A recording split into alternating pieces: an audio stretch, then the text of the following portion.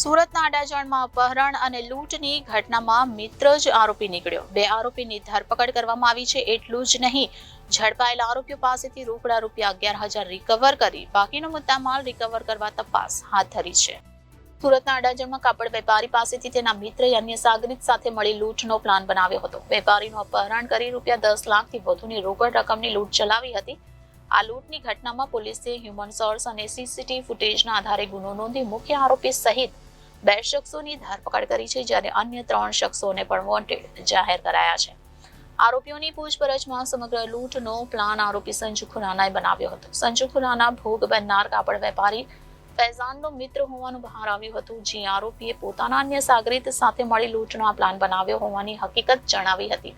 જે આરોપીઓને પણ અડાજણ પોલીસે વોન્ટેડ જાહેર કરી આગળની તપાસ હાથ ધરી છે। એટલું જ નહીં, ઝડપાયેલા આરોપીઓ પાસેથી રોકડા રૂપિયા 11,000 રિકવર કરી બાકીનો મુદ્દામાલ રિકવર કરવા તપાસ હાથ ધરી છે।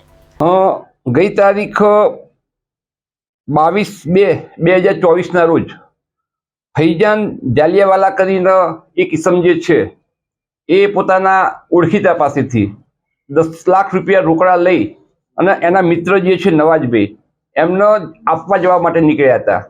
એ દરમિયાનમાં રસ્તામાં એ ત્યાં ચા પાણી કરવા રોકાય છે અને ચા પાણી કરી રોકી અને જેવા એ નીકળે છે એ વખતે એમને એક ઈસમ કે જે બુકાની ધારી હોય છે એમને રોકી અને મોપેડનો કબજો લઈ લે છે।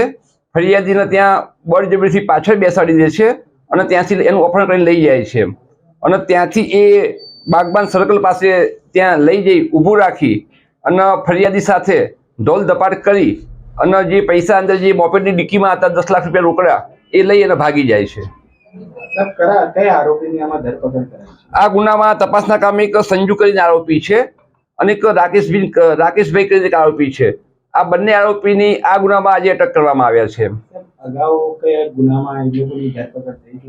સંજુ જે છે એના કોઈ ગુનાહિત ઇતિહાસ નથી એમ, પણ રાકેશ જે છે એ અગાઉ પ્રોહિબિશનના ગુનામાં પકડાયેલો છે અને અડાજણ પોસ્ટેમાં જ એની પાસા કરવામાં આવેલી છે। એટલે અગાઉ એ ત્યાં પાસામાં નડિયાદ જેલમાં જઈ આવેલો છે। આરોપી ક્યાંથી પકડાયા, કેટલો મુદ્દામાલ કબજે કર્યો છે અને લૂંટની પાછળનું કારણ શું છે?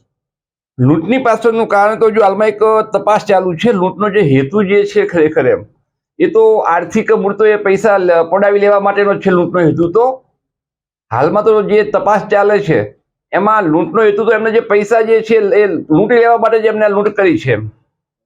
આરોપીને ખબર કેવી રીતના પડી કે એટલા પૈસા છે ને અહીંયાથી નીકળી જજો? આરોપીઓ જે છે એ ફરિયાદીના ઓળખીતા અને એના સર્કલ વાળા છે, એટલે એનો ખ્યાલ હતો કે આ ફરિયાદી જે છે એ આ 10 લાખ રૂપિયા લઈ એની ડિક્કીમાં મૂકી અને જઈ રહ્યો છે। Reporter Hitesh Prajapati, Janadesh news, Surat.